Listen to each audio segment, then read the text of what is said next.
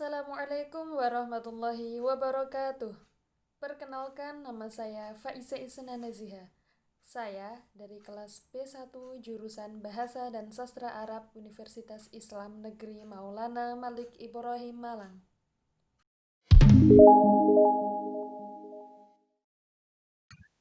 Jadi, pada kesempatan kali ini, saya akan menjelaskan tentang i'rab dalam ilmu nahwu. Selamat menyimak dan menyaksikan. Semoga apa yang akan kita pelajari ini bersama-sama bisa mendapatkan atau memperoleh manfaat untuk pembelajaran ke depannya ya. Yang pertama, pengertian i'rab. Secara bahasa atau etimologi, kata i'rab memiliki arti perubahan. Sedangkan secara istilah, yaitu al-i'rabu huwa taghyiru awakhiri al-kalimi liikhtilafi al-awamili ad-dakhilati 'alaiha lafdhan aw taqdiran. Yang artinya, i'rab adalah perubahan, yaitu cara baca di akhir kata karena perbedaan amil yang memasukinya.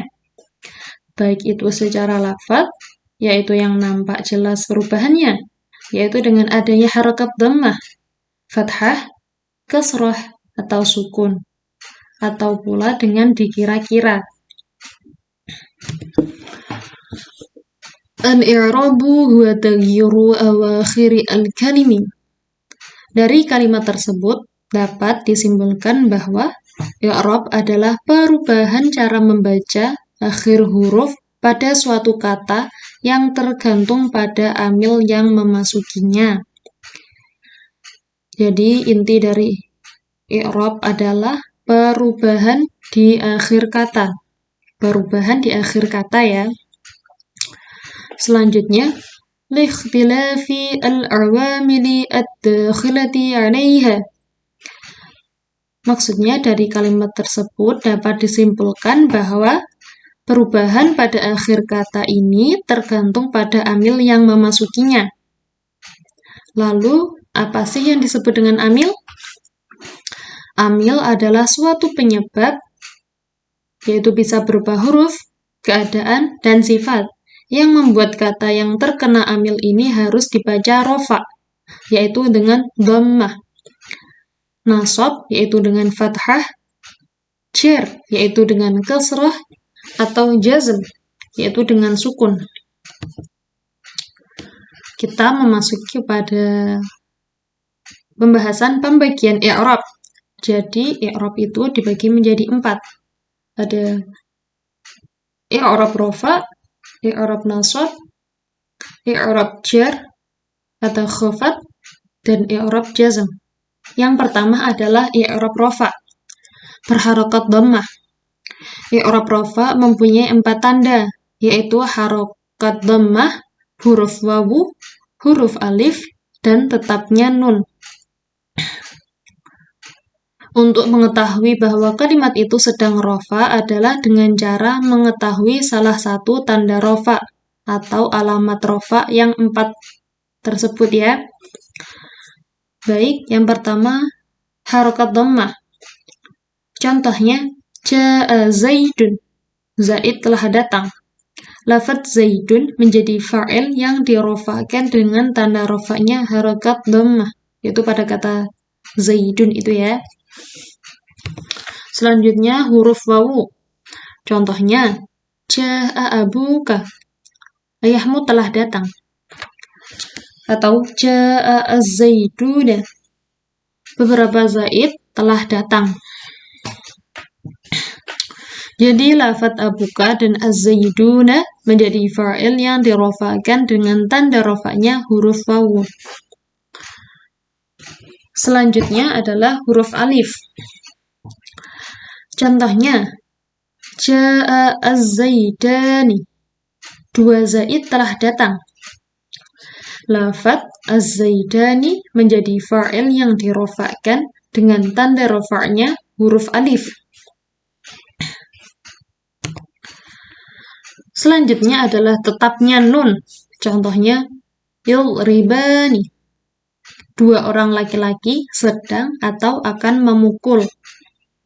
Lafaz yudribani adalah fi'il mudhari yang dirofakkan dengan tanda rofaknya ialah tetapnya nun.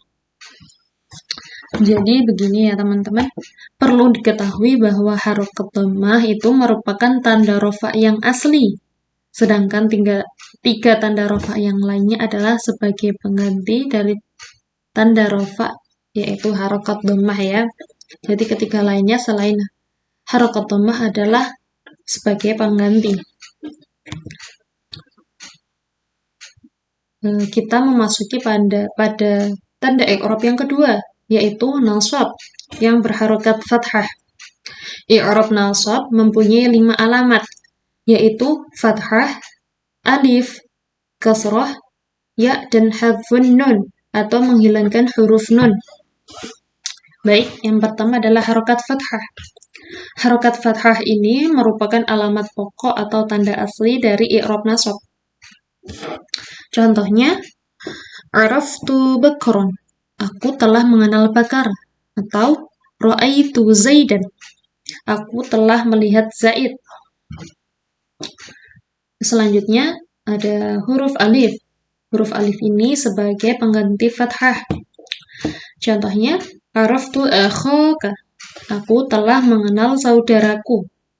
Atau ra'aitu abaka, aku telah melihat ayahku.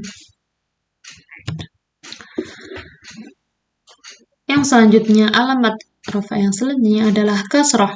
Ia sebagai pengganti fathah. Contohnya, araftu al-muallimati, aku telah mengenal guru-guru wanita. Atau ra'aitu al-muslimati, aku telah melihat guru-guru wanita. Alamat rafa yang selanjutnya yaitu ya. Ya ini juga sebagai pengganti dari fathah.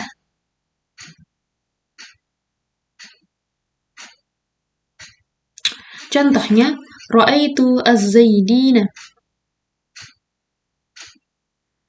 aku telah melihat Zaid. Ra'aitu az-zaidaina, aku telah melihat 2 Zaid. Dan alamat nasab yang selanjutnya adalah menghilangkan huruf nun atau hadfun nun. Contohnya, lan taf'ali, kamu seorang perempuan tidak akan dapat berbuat. Lan taf'alu, kamu seorang perempuan tidak akan dapat berbuat. Lan yaf'alu, kamu semua laki-laki tidak akan dapat berbuat. Lan taf'ala, kamu berdua perempuan tidak akan dapat berbuat. Lan yaf'ala, kamu berdua laki-laki tidak akan dapat berbuat. Berikut ini adalah tanda-tanda i'rab nasab ya. Yang pertama adalah harokat fathah. Jadi harokat fathah adalah ciri utama dari i'rab nasab. Sebagai ciri utama dari i'rab nasab, harokat fathah dapat dijumpai dalam 3 tempat. Ketiga tempat tersebut adalah isim mufrad, jamak taksir, fi'il mudhari yang dimasuki oleh amil nawasib, yaitu amil yang menasabkan suatu kata. Contohnya, pada isim mufrad yaitu qara'tu al-Qur'ana. Pada jamak taksir, contohnya ashtaraitu al-kutuba. Dan pada fi'il mudhari yang kemasukan amil nawasib, contohnya lan yadhhabu Muhammadun ila as-suqi. Selanjutnya adalah huruf alif. Huruf alif menjadi ciri dari i'rab nasab dan dapat dijumpai pada 1 tempat, yaitu pada asma'ul khamsah. Apa sih asma'ul khamsah itu? Asma'ul khamsah adalah isim yang 5, yaitu abaka, akhaka, hamaka, faka, dhaman. Untuk mempermudah pemahaman kita, berikut ini adalah contohnya. Ra'aitu abaka fi as-suqi, yaitu yang dipakai ini ada abaka itu ya. Jadi bisa juga dengan keempat bagian dari asmaul khamsah yang lain. Yang selanjutnya adalah harokat kasroh. Harokat kasroh menjadi tanda pengenal dari i'rab nasab sebagai pengganti dari tanda harokat fathah. Ciri ini berposisi pada satu tempat, yaitu jamak muannas salim. Berikut contohnya. Khalaqallahu as-samawati. Seperti itu ya. Selanjutnya adalah huruf ya. Huruf ya adalah bagian dari tanda i'rab nasab. Huruf ya sebagai tanda atau ciri i'rab nasab berada dalam dua tempat, yaitu jamak mudzakkar salim dan isim tasniyah. Contohnya, pada jamak mudzakkar salim seperti ra'aitu al-muslimina. Pada isim tasniyah, contohnya qara'tu kitabaini. Selanjutnya hadfun nun atau membuang huruf nun ya. Membuang atau menghilangkan huruf nun menjadi alamat bagi alamat i'rab nasab pada af'alul khamsah yang dirofa'kannya dengan memakai nun itsbat atau tetap. Seperti lafaz an ya'lama, hendaknya kamu laki-laki berdua mengetahui. An ta'lama, hendaknya kamu perempuan berdua mengetahui. An ya'lamu, hendaknya kamu semua laki-laki mengetahui. An ta'lamu, hendaknya kamu semua perempuan mengetahui. An ta'lami, hendaknya kamu seorang perempuan mengetahui. Nah, sekarang kita memasuki pada tanda i'rab yang ketiga, yaitu jar atau khafat berharokat kasrah ya. I'rab khafat mempunyai 3 alamat, yaitu kasrah, ya, dan fathah. Baik, harokat kasrah. Contoh kalimatnya, marartu bi Zaidin. Aku telah bertemu dengan Zaid. Harokat terakhir pada kalimat tersebut adalah kasrah. Sebagai tanda i'rab khafat atau jar, kasrah menempati 3 posisi, yaitu pada isim mufrad munsharif. Contohnya, katabtu biqalam. Pada jamak taksir munsharif, yaitu aqra'u bi kutubin mutanawwi'atin. Dan pada jamak muannas salim, yaitu hiya tadhhabu ilal masjidi bi muslimatin ukhra. Selanjutnya huruf ya ya. Ya pada i'rab khafat fungsinya sebagai pengganti dari harokat kasrah. Contoh kalimatnya, marartu bi Zaidaini. Aku telah berjumpa dengan 2 Zaid. Ya bertempat pada 3 kalimat, yaitu yang pertama pada asma'ul khamsah. Contohnya seperti adhabu ila suqi bi akhika. Asma'ul khamsahnya bi akhika ini ya. Yang kedua ada dalam isim tasniyah. Contohnya adhabu ilal maktabati bi sadiqaini. Dan yang ketiga pada jamak mudzakkar salim. Contohnya adrusu fil madrasati bil mujtahidina. Lalu harokat fathah ya. Contoh kalimatnya, marartu bi Ahmad. Aku telah berjumpa dengan Ahmad. Fathah hanya menempati 1 kalimat, yaitu pada isim ghairu munsharif atau isim yang tidak bisa menerima tanwin. Contoh lainnya yaitu dhahabtu ila masajid. Meskipun kedua contoh di atas kalimatnya diawali dengan huruf jar yaitu bi dan ila, harokat terakhirnya adalah fathah ya, bukanlah kasrah. Karena kalimat tersebut adalah isim yang tidak bisa menerima tanwin. Nah, sekarang kita memasuki pada tanda i'rab yang keempat, yaitu jazm berharokat sukun. Tanda i'rab jazm ada 2 ya, yaitu yang pertama sukun. Sukun menjadi tanda i'rab jazm pada fi'il mudhari' shahih akhir. Yang dimaksud fi'il shahih akhir adalah fi'il mudhari' yang belum ditambahkan wawu jamak, alif tasniyah, dan ya muannas mukhattabah. Fi'il mudhari' shahih akhir yang didahului oleh amil jazm maka harus disukunkan huruf terakhirnya. Contohnya seperti berikut ya. Yaktubu menjadi lam yaktub. Taktubu menjadi lam taktub. Aktubu menjadi lam aktub. Naktubu menjadi lam naktub. Kira-kira seperti itu ya. Selanjutnya adalah membuang huruf. Yang dimaksud dengan membuang huruf di sini adalah membuang huruf terakhir dari fi'il mudhari. Ada beberapa fi'il mudhari yang dibuang huruf akhirnya ketika dimasuki amil jazm. Dalam membuang huruf ada dua macam ya, yaitu yang pertama membuang huruf nun atau harfun nun, yaitu pada fi'il yang 5. Fi'il 5 adalah fi'il mudhari yang telah ditambahkan wawu jama', alif tasniyah, dan ya muannas mukhatabah. Contohnya seperti berikut ini ya.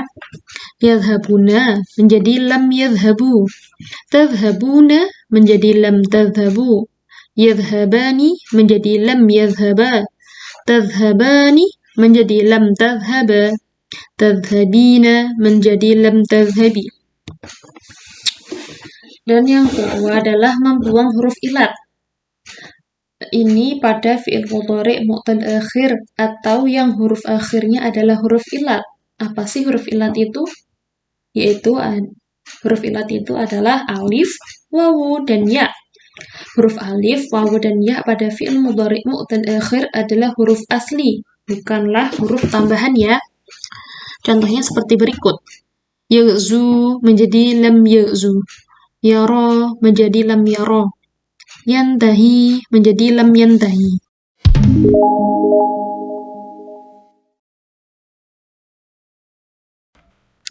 Nah, sekarang kita memasuki pembahasan tentang cara mengi'rab ya. Yang pertama adalah mubtada dan khabar. Contoh yang pertama adalah at-talibatu najihatun. At-talibatu ini adalah mubtada dan najihatun ini adalah khabar. Kalimat ini adalah marfu' atau dibaca rofa' dengan tanda rofa'nya adalah dhammah ini ya. Dhammah. Mengapa dhammah? Karena merupakan isim mufrad ya. Contoh yang kedua adalah at-talibatani najihani. At-talibatani ini adalah mubtada dan najihani ini adalah khabar. Kalimat ini merupakan marfu' atau dibaca rofa' dengan tanda rofa'nya adalah alif. Ini ya, di at-talibatani dan najihani. Tanda rofa'nya adalah alif. Mengapa alif? Karena merupakan jamak mu'annas salim ya. Selanjutnya adalah fi'il mudhari fa'il. Contoh yang pertama adalah ya'kulu Ahmadu ar-ruza. Ya'kulu ini dibaca rofa karena dia fi'il mudhari yang tidak didahului oleh yang menasabkan atau menjazmkan. Tanda rofa'nya adalah dhammah ya. Mengapa dhammah? Karena dia ini adalah isim mufrad. Lalu Ahmadu ini adalah fa'il ya, dibaca rofa karena tandanya dhammah. Mengapa dhammah? Karena dia ini isim mufrad. Selanjutnya ar-ruza. Ar-ruza ini adalah maf'ul bih ya, atau objek. Dibaca nasab karena tanda nasabnya adalah fathah. Mengapa fathah? Karena merupakan isim mufrad. Contoh yang kedua adalah taqra'u Maryamu al-majallata. Taqra'u ini adalah fi'il yang dibaca rofa karena dia fi'il mudhari yang tidak didahului oleh yang menasabkan atau menjazmkan. Tanda rofanya adalah dhammah ya. Selanjutnya Maryamu. Maryamu ini adalah fa'il, dibaca rofa karena tanda rofanya adalah dhammah. Mengapa dhammah? Karena dia isim mufrad. Sedangkan al-majallata. Al-majallata ini adalah maf'ul bih atau objek ya. Dibaca nasab dengan tandanya adalah fathah. Mengapa fathah? Karena dia isim mufrad. Selanjutnya adalah naibul fa'il atau kalimat pasif. Contoh yang pertama adalah Tungsoru al-mudarrisatu. Tungsoru al-mudarrisatu. Tungsoru ini adalah fi'il. Dan al-mudarrisatu ini adalah naibul fa'il. Sehingga dibaca rofa ya. Tanda rofanya adalah dhammah. Adalah dhammah karena merupakan isim mufrad. Contoh yang kedua adalah yungsoru at-talibu. Yungsoru ini adalah fi'il dan at-talibu ini adalah naibul fa'il. Ini dibaca rofa dengan tanda rofanya adalah dhammah ya. Mengapa dhammah? Karena juga merupakan isim mufrad. Jadi naibul fa'il itu adalah kalimat pasif karena ini sudah ada predikatnya tapi itu kurang jelas. Jadi agar bisa menjadi jelas harus diberi maf'ul bih. Inilah naibul fa'il, yaitu kalimat pasif. Yang jika diartikan fi'ilnya itu adalah kurang tepat ya. Seperti tungsoru ini kan menolong. Dia perempuan menolong seorang guru. Menolong bagaimananya kan belum jelas ya. Jadi ini merupakan naibul fa'il. Nah, jadi seperti itu ya pemaparan dan penjelasan yang saya sampaikan. Saya masih banyak kekurangannya, dan bila ada kekurangan itu berasalnya dari saya pribadi, dan bila ada hal baik atau yang lebih itu pasti datangnya dari Allah. Terima kasih telah menyimak. Semoga apa yang disampaikan ini dapat bermanfaat untuk pembelajaran kita ke depannya. Terima kasih. Sekian. Wassalamualaikum warahmatullahi wabarakatuh.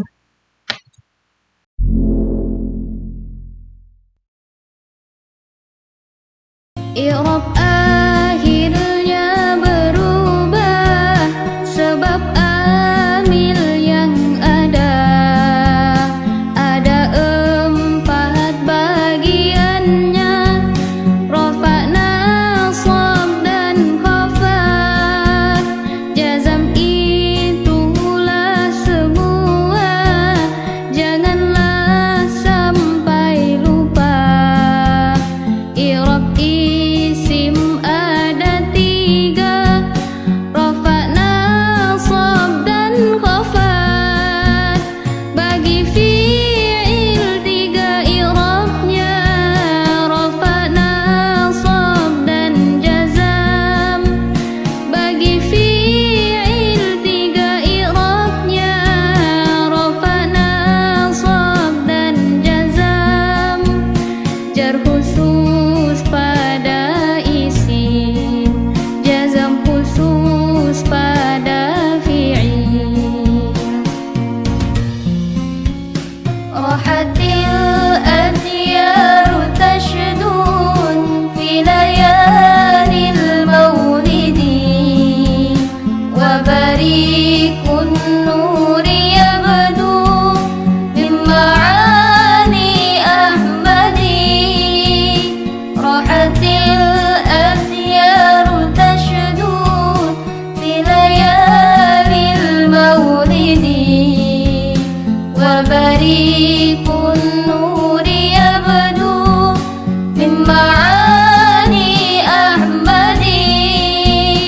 Wa barikun nuri yabdu min ma'ani ahmadi. Wa barikun nuri yabdu min ma'ani ahmadi. Fi layalil maulidi